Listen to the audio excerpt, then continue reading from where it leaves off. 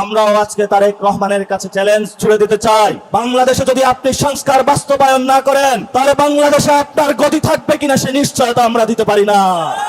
এই জনগণের ভোটের বাক্সে কেউ যদি লাথি মারতে চায়, আমরা তার গদিতে লাথি মারতে কোনো কুণ্ঠবোধ বা দ্বিধা সংকোচ করব না। সেই ভাসানির যে মার্কা ছিল তা বিএনপি চুরি করে আজকে তারা ভারতের বিরুদ্ধে নতজানুপর রাষ্ট্রনীতি অবলম্বন করেছে। যদি তোমরা ভাসানির মার্কা নিতে পারো, তার নীতিও নিতে হবে, না হলে ভাসানির মার্কা ফেরত দাও। রাজশাহীবাসীর কৃষি জমিতে চাষ করবেন, নদীর পানি কি আছে?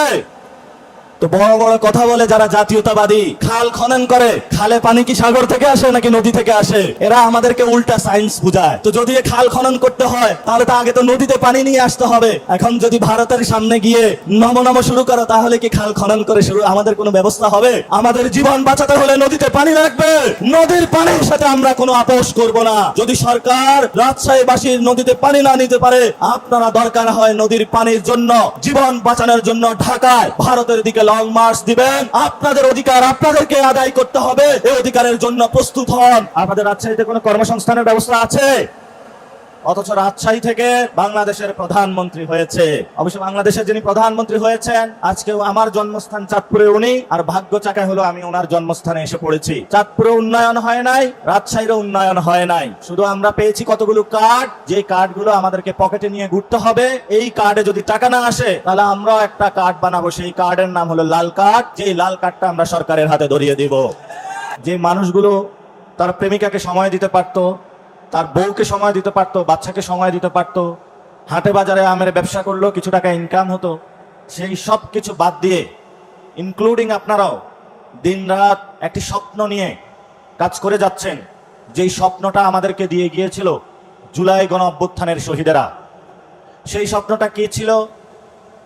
যারা গণ অভ্যুত্থানে নেমে এসেছিল, ছাত্ররা নেমে এসেছিল যে আপনি যদি কোটার ভিত্তিতে চাকরি দেন, তাহলে আমার যেই সন্তান রাজশাহী ভার্সিটিতে পড়াশোনা করেছে, আমি সারা বছর পরিশ্রম করে একটা সিজনে কিছু আম এসেছে, সে আম বিক্রি করে নিজের শেষ সম্বলটুকু দিয়ে আপনি তাকে ঢাকা ভার্সিটিতে, রাজশাহী বিশ্ববিদ্যালয়ে বা অন্য কোনো বিশ্ববিদ্যালয়ে পড়িয়েছেন। জীবনের একটা স্বপ্ন, সবাই বুক ভরা কথা বলতেন, আমার ছেলে পাবলিক ইউনিভার্সিটিতে পড়াশোনা করে, প্রাইভেট ইউনিভার্সিটিতে পড়াশোনা করে, আর কয়টা দিন একটু ধৈর্য ধারণ করি, তারপরে আমার ছাওয়াল আমার জন্য ইনকাম করে নিয়ে আসবে। যখন আপনার সন্তান গিয়েছিল, সেইখানে দরজায় টিকিট লাগিয়ে দিয়েছিল, এইখানে হলো শুধু ছাত্রলীগ যুবলীগের ক্যাডাররা চাকরি পাবে, অন্য কোনো চাকরি নাই, তোমরা যারা পড়াশোনা করেছ ছাত্রলীগ যুবলীগের হলো সার্টিফিকেট নিয়ে আসো। আপনার সেই সন্তান তখন রাজপথে গিয়ে গর্জে উঠেছিল, আমার প্রতি অন্যায় করা হচ্ছে, আমার প্রতি বৈষম্য করা হচ্ছে।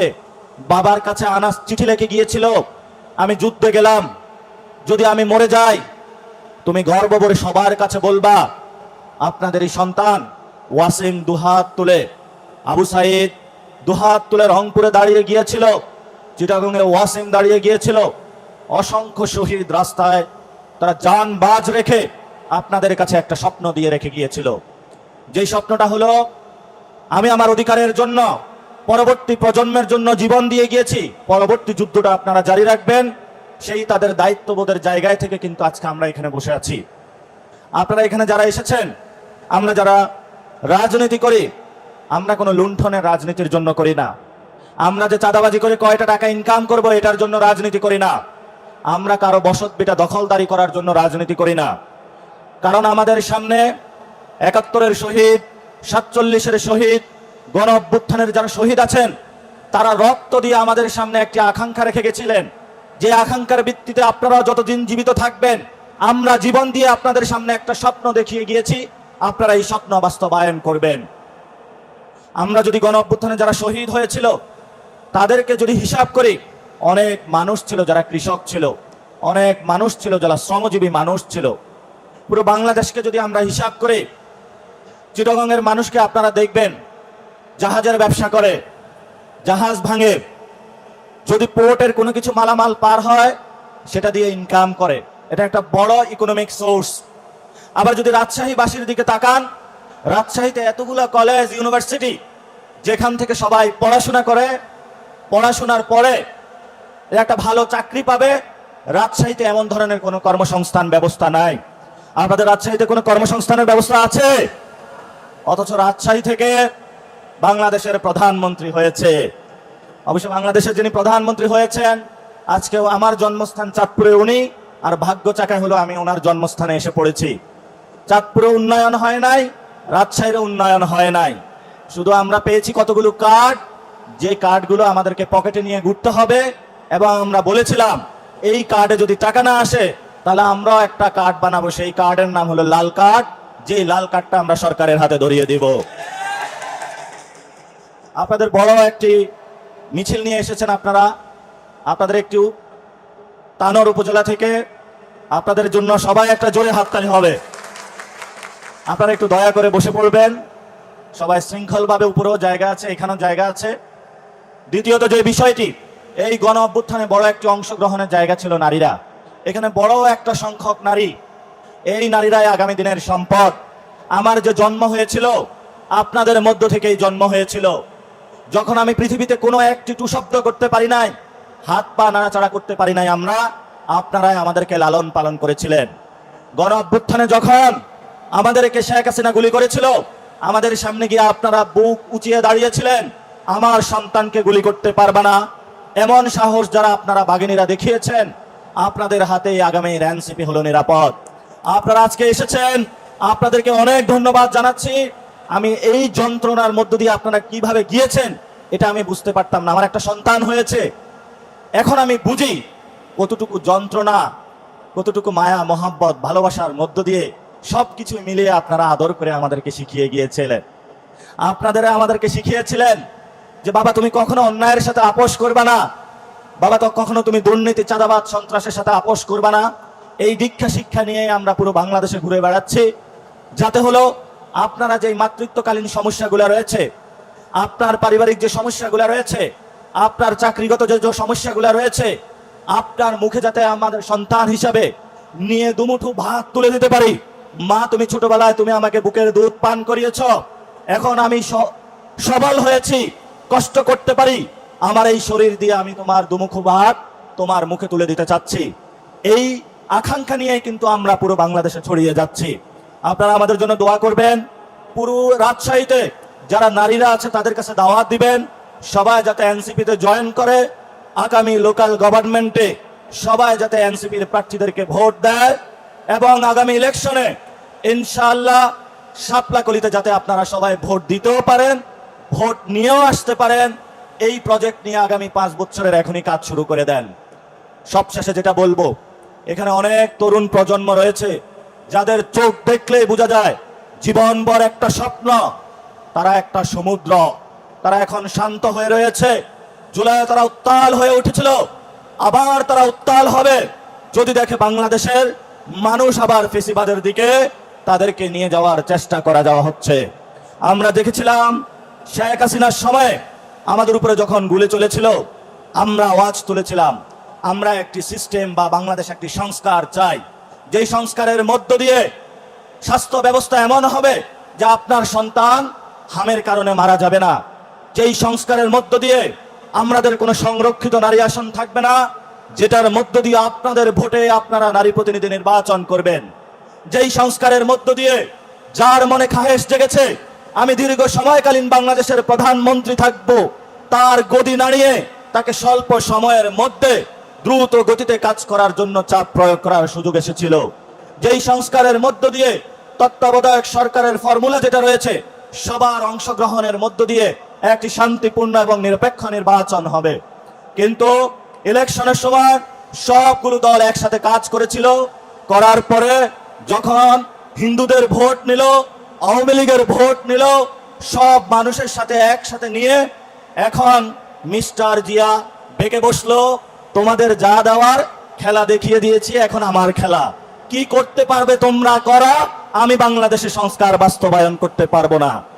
এই চ্যালেঞ্জ আমাদের তরুণ প্রজন্মের সামনে সে ছেড়ে দিয়েছে। আমরাও আজকে তারেক রহমানের কাছে চ্যালেঞ্জ ছুড়ে দিতে চাই, বাংলাদেশে যদি আপনি সংস্কার বাস্তবায়ন না করেন তাহলে বাংলাদেশে আপনার গতি থাকবে কিনা সে নিশ্চয়তা আমরা দিতে পারি না। কারণ জনগণের ম্যান্ডেট দিয়েছে, জনগণ ভোট দিয়েছে, এই জনগণের ভোটের বাক্সে কেউ যদি লাথি মারতে চায় আমরা তার গদিতে লাথি মারতে কোনো কুণ্ঠবোধ বা দ্বিধা সংকোচ করব না। আমাদের আরেকটি বড় বিষয় ছিল, শেখ হাসিনা উকিঝুঁকি করতেছে, আওয়ামী লীগ বিভিন্ন জায়গায় মিছিল নামাচ্ছে।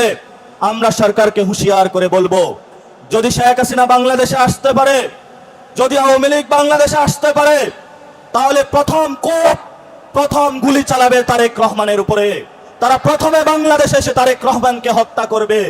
তারেক রহমানের ইতিহাস জানা উচিত, সেই সময় জিয়াউর রহমানকে কারা হত্যা করেছিল। যদি উনি ইতিহাস জানে, তাহলে তার বাপের যে পরিণতি হয়েছিল, একই পরিণতি সন্তানের পরিণতি হবে। এই জন্য তারেক রহমানকে আমরা বলবো, don't do compromise with Awami League. যদি আওয়ামী লীগের সাথে আপনি কম্প্রোমাইজ করেন, আমরা কিন্তু একটি ফ্রন্টে যুদ্ধ করতেছি, তাহলে আমাদের ফ্রন্টিয়ার লাইন দুইটি হবে। আমরা কিন্তু একই পাল্লায় বিএনপি এবং আওয়ামী লীগকে রাখতে দ্বিধাবোধ করব না। আমাদের সামনে আজকে একটি ঐতিহাসিক দিন, যেই দিনে আপনারা যারা এখানে কৃষক আছেন, আপনাদের কোনো জমি জমা ছিল না। এক মহান ঐতিহাসিক নেতা বাংলাতে আবির্ভূত হয়েছিলেন। উনি আপনাদের জমি জমার ব্যবস্থা করে দিয়েছিলেন চিরস্থায়ী বন্দোবস্ত নিপীড়নের মাধ্যমে বা বিলোপের মাধ্যমে, যেটার মাধ্যমে আপনাদেরকে যখন সন্ধ্যাবেলা হতো, জমিদাররা নিয়ে পিঠে চাবুক বসাতো যে সারাদিনে তুমি কতটুকু ইনকাম করে নিয়ে এসেছিলা।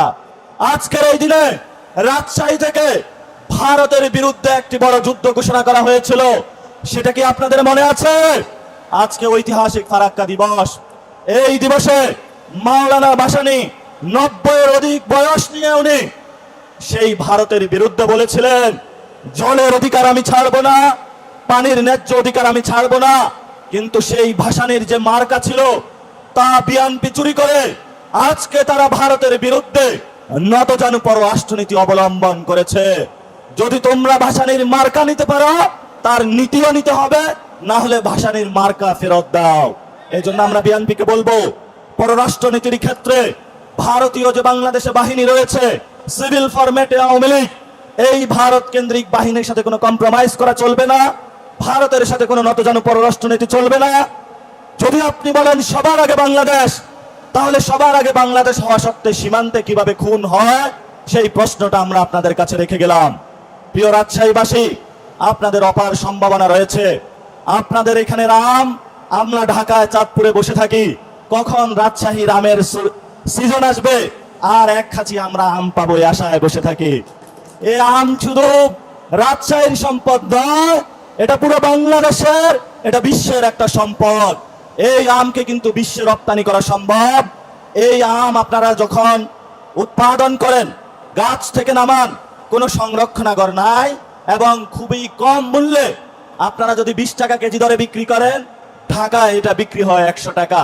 তাহলে যিনি কৃষক, উনি উৎপাদন করতে পারলো 20 টাকায়, বিক্রি করতে পারলো 20 টাকায়, কিন্তু মাঝখানে যারা দালাল বাজ রয়েছে, তারা এখান থেকে লাভ করে নিল আর 80 টাকা। সে কোনো পরিশ্রমই করলো না। আপনার জমি, আপনার গাছ, আপনার পরিশ্রম, তা দিয়ে ব্যবসা করে বাংলাদেশের এক ধরনের সিন্ডিকেট এবং দালাল শ্রেণী। আপনারা রাজশাহী থেকে আওয়াজ তুলেন, আমের কোনো সিন্ডিকেট করা যাবে না, আমের জন্য সংরক্ষণের ব্যবস্থা চালু করতে হবে, এবং বাংলাদেশে কৃষি ব্যবস্থার যে ন্যানো টেকনোলজি থেকে শুরু করে টেকনোলজি বেসড, যেভাবে রাজশাহী একটা শিক্ষার নগরী রয়েছে, তেমনি ভাবে প্রযুক্তিগতভাবে আপনাদেরকে এই জায়গায় সরকারি সকল সুযোগ সুবিধা নিয়ে আসতে হবে। ইনশাআল্লাহ আমরা আপনাদেরকে কথা দিচ্ছি, আমরা জনতার কোটারও থাকলেও রাজশাহীবাসীর জন্য লড়াই করব, সরকারে থাকলেও রাজশাহীবাসীর জন্য লড়াই করব। আপনারা হাত তুলে আজকে আপনাদের সামনে শপথ করুন, আপনারা কি এনসিপির সাথে থাকবেন? ইনশাআল্লাহ এনসিপি সবসময় রাজশাহীবাসীর সাথে থাকবে। এটা আমাদের একটা অন্যতম দুর্গ হবে। যেই কোনো সমস্যা এনসিপির কাছে আপনারা আসবেন, আমরা আপনাদের প্রয়োজনে ছুটে যাব। যদি আপনাদের আম গাছে আম আছে, বিক্রি করতে সমস্যা হয়, আমরা এসে বদলা দিব, আপনার আম গাছ থেকে আম নামিয়ে দিব। আপনার আম যদি ঢাকায় পাঠাতে হয়, বিদেশে পাঠাতে হয়, আমরা সেই ব্যবস্থা করে দিব ফ্রি আপনাদের জন্য। আমরা রাজশাহীবাসীর জন্য উন্নয়ন চাই, এবং রাজশাহীবাসীর কৃষি জমিতে চাষ করবেন। নদীর পানি কি আছে? তো বড় বড় কথা বলে যারা জাতীয়তাবাদী, খাল খনন করে, খালে পানি কি সাগর থেকে আসে নাকি নদী থেকে আসে? এরা আমাদেরকে উল্টা সায়েন্স বুঝায়। তো যদি খাল খনন করতে হয়, তাহলে তো আগে তো নদীতে পানি নিয়ে আসতে হবে। এখন যদি ভারতের সামনে গিয়ে নম নম শুরু করা, তাহলে কি খাল খনন করে শুরু আমাদের কোনো ব্যবস্থা হবে? এজন্য সরকারকে বলবো, রাজশাহীবাসীর নদীতে আমরা পানি চাই। আমাদের জীবন বাঁচাতে হলে নদীতে পানি লাগবে। নদীর পানির সাথে আমরা কোনো আপোষ করব না। যদি সরকার রাজশাহীবাসীর নদীতে পানি না নিতে পারে, আপনারা দরকার হয় নদীর পানির জন্য, জীবন বাঁচানোর জন্য ঢাকায় ভারতের দিকে লং মার্চ দিবেন। আপনাদের অধিকার আপনাদেরকে আদায় করতে হবে। এই অধিকারের জন্য প্রস্তুত হন। জাতীয় নাগরিক পার্টি আপনাদের সাথে আছে। আপনাদের লড়াই আমরা সারথি হতে প্রস্তুত। সবাই ভালো থাকবেন, দোয়া করবেন। আজকে যারা এখানে এসেছেন, আমাদের একটু পরে একটা প্রোগ্রাম আছে, প্রোগ্রামে সবাই অংশগ্রহণ করবেন। আপনাদের আকর্ষণ জনাব সার্জি সালাম আছে, তার বক্তব্য আমরা শুনবো। আজকের এই প্রোগ্রাম বাস্তবায়নে যারা আমাদেরকে সহযোগিতা করেছেন, বিশেষত মিডিয়ার ভাইয়েরা, রাজশাহীতে যারা কাজ করেন, আপনারা অনেক ফ্রেন্ডলি মানুষ। নদীর পাড়ে তো আপনারা আছেন, হাওয়া বাতাসটা অনেক ভালো, খুবই মজার মানুষ এবং খুবই আপনারা ভালো মানুষ। আপনারা আজকে এসেছেন, আপনাদেরকে অনেক ধন্যবাদ। যারা এই প্রোগ্রাম সাকসেসফুল করেছেন, আপনাদেরকে আমরা অসংখ্য ধন্যবাদ জানাচ্ছি। এবং আমরা আশা করি আগামীতে একটি অটুট বন্ধন হবে রাজশাহীবাসীর সাথে এনসিপির, এবং রাজশাহীর যতগুলো আসন আছে ভবিষ্যতে এনসিপির একটি বড় দুর্গ তৈরি হবে। সেই প্রত্যাশা জানিয়ে আমি আমার কথা শেষ করছি। আসসালামু আলাইকুম ওয়া রাহমাতুল্লাহ।